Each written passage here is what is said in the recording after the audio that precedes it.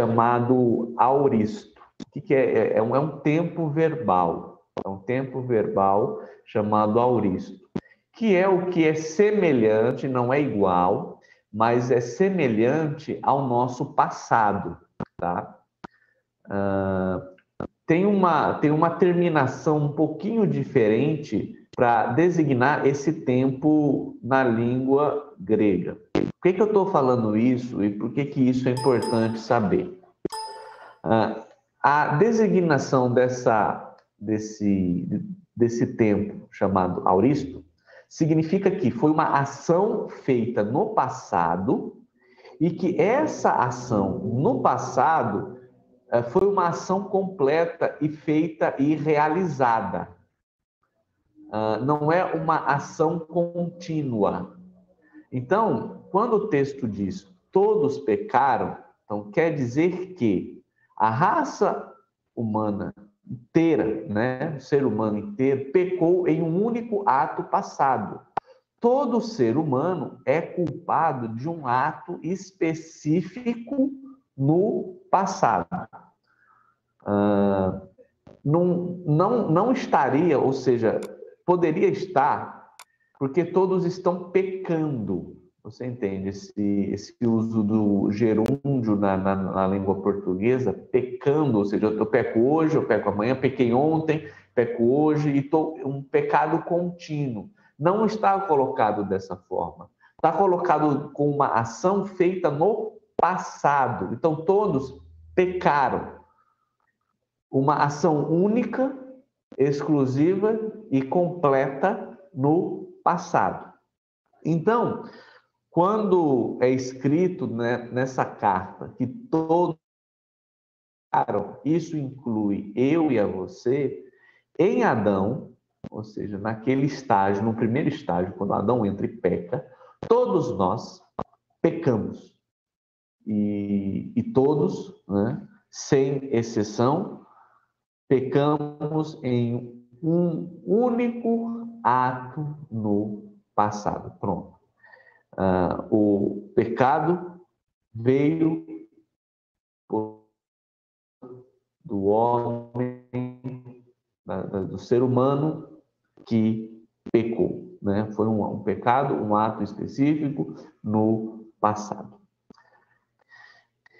Então, pelo fato de nós termos pecado no passado, ou cometemos esse pecado, todos pecaram, ou pecaram no passado, vale a pena, e Paulo ele repete isso para deixar bem claro, porque um dos problemas exercidos naquela época dos cristãos era a lei de Deus.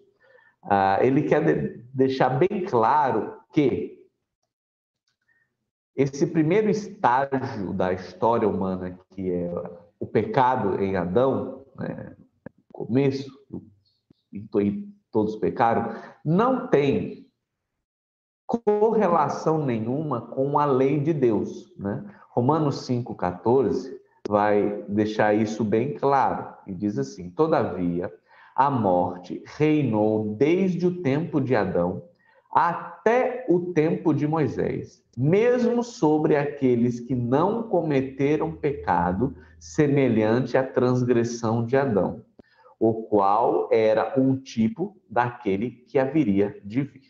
Então, não foi a lei que definiu o que é pecado ou não. Antes mesmo da lei, já existia a morte, que é aplicada como Moisés, ou seja, de Adão até Moisés, que foi o que transmitiu a lei de Deus. Então, desse tempo todo, né, do primeiro ser humano até Moisés, mesmo aqueles que não conheciam a lei, Abraão, José, Isaac, muito provavelmente Jó viveu nessa época, Enoque, Matusalém, esses personagens todos, né? Eles não conheceram a lei, mas mesmo assim cometeram pecado, né? E a lei também valia sobre eles. Então, esse texto, às vezes a gente pode pensar, então, vamos supor assim, eles conheciam o que era pecado, de saber eles pecaram, mas eles não tinham a lei de Deus dada por Moisés, né? Essa lei específica. Esse conhecimento da lei faz com que acentue a consciência do pecado. Antes, não vou dizer que eles pecaram, o texto também não está querendo dizer que eles pecaram por ignorância ou inconsciência. Eles tinham regras, né? Regras estabelecidas. Adão tinha uma lei, uma regra, uma lei que era do fruto da árvore do conhecimento do bem e do mal você não vai comer, só tinha uma lei, uma ordem para ser seguida, e mesmo assim desobedeceu. Então, se tinha princípios, padrões e tal, não especificamente a lei formal de Deus, dada por Moisés, ou por intermédio de Moisés. Então, desde aquele tempo até Moisés, essas pessoas, eles pecaram também, a morte reinou entre eles, né? Com a chegada da lei, essa consciência de pecado e erro acentuou mais. Então, pós-Moisés, até Cristo, ou até nós, a gente tem uma maior consciência, uma maior responsabilidade sobre pecado. A gente sabe o que Deus quer, a gente sabe o que Deus agrada, o que Deus não se agrada, a gente conhece melhor a vontade de Deus do que aqueles que viveram antes da lei, antes de Moisés. Então, o que Paulo está dizendo? Olha, vocês pecaram. Mesmo aqueles que não conheceram a lei, pecaram também. E estão sob julgamento, ou estão sob orientação, estão sob disciplina de Deus. Então, há um raciocínio aqui para mostrar para nós e para os irmãos que o assunto pecado não surgiu com a lei. O assunto pecado surgiu com Adão. O que aconteceu com a lei é acentuar a consciência do nosso pecado. Como o texto que nós acabamos de ler. Se não há lei, não há pecado, né? Se não tem lei, como é que eu vou saber? Como é que eu vou saber que eu estou desobedecendo se eu não sei qual é a lei a ser obedecida? Mas isso, no caso da lei mosaica, isso não impede que pessoas que viveram antes não tenham pecado de forma alguma. Essa morte, o pecado, e com as suas consequências, a morte, reinou até o tempo de Moisés, ou seja, independente das obras da lei ou não. E nós podemos observar que agora começa a ficar um pouco mais confuso para nós. Como é que nós pecamos? Está no tempo passado, foi em Adão que nós pecamos, mas eu não estava lá.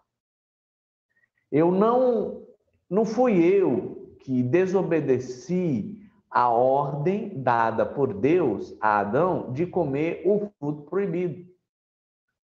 Então, como é que eu pequei? Como é que eu posso ser acusado de pecado antes da lei, sendo que eu não estava lá? A resposta disso eu vou trazer no próximo bloco de aula, né? Já está acabando os nossos 40 minutos. No próximo bloco de aula eu vou trazer essa resposta. Por quê? Que o erro de uma pessoa só, que não tem, vamos dizer assim, não tenho conexão com ela, não conheço ela, influencia a mim hoje, a ponto de dizer que eu pequei desde o começo do mundo. Fique aí, volte para o próximo bloco de aula.